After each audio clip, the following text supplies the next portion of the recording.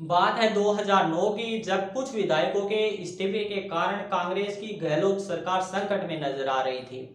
लेकिन अप्रैल 2009 में बहुजन समाज पार्टी का एक विधायक बीएसपी के ही 5 अन्य विधायकों को अपने साथ लेकर कांग्रेस में शामिल हो जाता है और उसके साथ आने से गहलोत सरकार बच जाती है। Former Rajasthan Minister Rajendra Singh Guda is on the warpath. Today, he claimed that he had a diary which would expose the Gehlot government and the corruption. We're joined right now by Rajendra Singh Guda, but I just want to give our viewers a little bit of a background on who is Rajendra Singh Guda.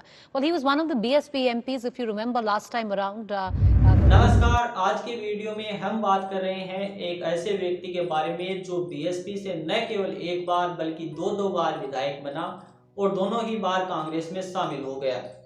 जिनकी बात कर रहे हैं उनका नाम है राजेंद्र गुढ़ा। झुंझुनू जिले के उदयपुरवाटी विधानसभा क्षेत्र से विधायक राजेंद्र सिंह गुढ़ा का जन्म 19 जुलाई 1968 को राजस्थान के पीलीबंगा हनुमानगढ़ में हुआ। राजेंद्र गुढ़ा के 12 भाई हैं। राजेंद्र गुढ़ा ने सीनियर तक की पढ़ाई की है। परिवार में राजनीति की बात करें तो राजेंद्र गुढ़ा के भाई रणवीर सिंह राजस्थान विश्वविद्यालय से छात्र संघ अध्यक्ष रहे हैं। बाद में 2003 में लोक जनशक्ति पार्टी से विधायक बने। राजेंद्र गुढ़ा ने 2008 में पहली बार राजनीति में कदम रखा। गुढ़ा ने 2008 में बसपा के टिकट पर कांग्रेस के विजेंद्र सिंह व भाजपा के मदन लाल सैनी के खिलाफ चुनाव लड़ा। इस चुनाव में राजेंद्र गुढ़ा को करीब 8000 वोटों से जीत हासिल हुई। अशोक गहलोत प्रदेश के मुख्यमंत्री बने थे, लेकिन कुछ महीनों बाद ही विधायकों के इस्तीफा देने की वजह से गहलोत सरकार संकट में नजर आ रही थी। लेकिन अप्रैल 2009 में राजेंद्र गुढ़ा बीएसपी के ही 5 अन्य विधायकों को अपने साथ लेकर कांग्रेस का हाथ थाम लिया। उनके साथ आ जाने से कांग्रेस विधायकों की संख्या 102 हो गई। गहलोत सरकार बच गई। राजेंद्र गुढ़ा को गहलोत सरकार ने पर्यटन विभाग में राज्य मंत्री बना दिया। साल 2013 में फिर चुनाव आए। इस बार कांग्रेस ने गुढ़ा को टिकट देकर उदयपुरवाटी विधानसभा क्षेत्र से चुनाव मैदान में उतार दिया, लेकिन इस बार राजेंद्र गुढ़ा चुनाव हार गए। साल 2018 में फिर चुनाव आए तो कांग्रेस ने गुढ़ा का टिकट काट दिया।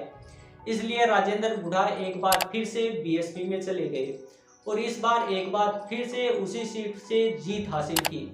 विधायक बन गए। बीएसपी से जीतकर सितंबर 2019 में बहुजन समाज पार्टी के सभी विधायकों को अपने साथ लेकर कांग्रेस में चले गए। बीएसपी में 2 बार विधायक बनना और दोनों ही बार कांग्रेस में शामिल हो जाना, इसे राजेंद्र गुढ़ा अपना राजनीतिक स्टंट बताते हैं। आप लोगों का इस बारे में क्या कहना है, कमेंट बॉक्स में बताइए। मंत्री पद के लालच में कांग्रेस में शामिल हुए गुढ़ा का कहना था कि सिर्फ उन्हें ही मंत्री बनाना सही नहीं है, उनके साथ बीएसपी के 5 अन्य विधायक जो कि कांग्रेस में शामिल हुए हैं उन्हें भी मंत्री पद मिलना चाहिए। इस तरह गुढ़ा को कांग्रेस से नाराजगी चल रही थी। गुढ़ा इस बात से भी नाराज थे कि साल 2009 में बीएसपी से कांग्रेस में उनके साथ आए विधायक रमेश मीणा को कैबिनेट मंत्री बना दिया गया और अब उन्हें राजपूत होते हुए मीणा के नीचे काम करना पड़ रहा था, जो कि उन्हें जातिगत मानसिकता होने के कारण मंजूर नहीं था। रमेश मीणा को मुख्यमंत्री अशोक गहलोत का बड़ा समर्थक माना जाता है, लेकिन राजेंद्र गुढ़ा भी कई मंचों पर अशोक गहलोत की सरकार को बचाने का दावा कर चुके हैं। गुढ़ा के बयान के मुताबिक उनके बेटे के जन्मदिन पर मुख्यमंत्री अशोक गहलोत ने खुद कहा था कि राजेंद्र गुढ़ा नहीं होते तो वो मुख्यमंत्री नहीं बन पाते। इस तरह से बड़े मंत्री पद की चाह रखने वाले राजेंद्र गुढ़ा गहलोत की वफादारी से दूर होने लगे। इंडिया टुडे मैगजीन के पत्रकार आनंद चौधरी के मुताबिक मंत्री पद तो मुद्दा है ही, इसके अलावा वह अपने इलाके में कुछ माइंस रेगुलराइज कराना चाहते थे।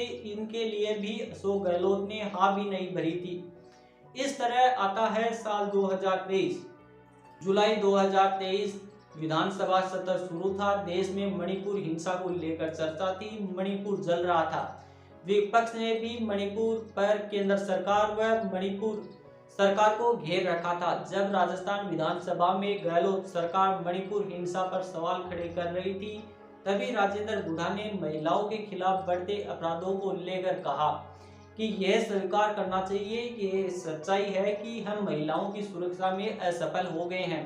राजस्थान में महिलाओं के खिलाफ जिस तरह से अत्याचार बढ़े हैं, मणिपुर की चिंता करने की बजाय हमें अपने गिरेबान में झांकना चाहिए। मंत्री द्वारा अपनी ही सरकार के खिलाफ विधानसभा में इस तरह बोलने के बाद हुड्डा को मंत्री पद से बर्खास्त कर दिया गया। 24 जुलाई राजस्थान विधानसभा का आखिरी सत्र शुरू होता है। बर्खास्त मंत्री राजेंद्र हुड्डा विधानसभा में पहुंचते हैं। विधानसभा अध्यक्ष से बोलने के लिए समय मांगते हैं। समय न मिलने पर वह अध्यक्ष के आसन के सामने आ जाते हैं, लाल डायरी को दिखाने लगते हैं और उसके बाद सदन में हंगामा शुरू हो जाता है। लाल डायरी दिखाने की मांग जारी रहती है मगर सदन में समय नहीं मिलता। हुड्डा दोबारा सदन में आने की कोशिश करते हैं पर गेट पर उसे मार्शल रोक लेते हैं। हुड्डा लाल डायरी में उसी लेन देन का हिसाब की बात करते हैं जब जुलाई 2020 में सचिन पायलट ने बगावत की थी। उसी दौरान गहलोत के करीबी धर्मेंद्र राठौड़ और राजीव अरोड़ा के यहाँ आयकर विभाग के छापे पड़े थे। इंडिया टुडे मैगजीन के पत्रकार आनंद चौधरी बताते हैं कि जब धर्मेंद्र राठौड़ के घर छापा पड़ा था उस समय राजेंद्र हुड्डा उनके घर से कुछ लेकर आए थे। उनको भेजने वाले अशोक गहलोत थे। चर्चा में यह भी चलता है कि हुड्डा उन जरूरी पेपर को नहीं लेकर आते तो कईयों को दिक्कत हो जाती। पिछले साल नवंबर में मीडिया के सामने उन्होंने लाल डायरी का जिक्र किया था। जो भी हो, फिलहाल बीएसपी से आए विधायक भी हुड्डा का साथ नहीं दे रहे हैं। अनुशासन तोड़ने के कारण पार्टी से भी हुड्डा को निकाला जा सकता है। हुड्डा के राजनीतिक भविष्य को लेकर चर्चा है। आपको क्या लगता है, हुड्डा किस राजनीतिक दल में शामिल हो सकते हैं? कमेंट बॉक्स में बताइए। वीडियो को लाइक व शेयर करिए, चैनल को सब्सक्राइब करिए। मिलते हैं किसी नई वीडियो नई अपडेट के साथ। तब तक स्वस्थ रहिए, मस्त रहिए।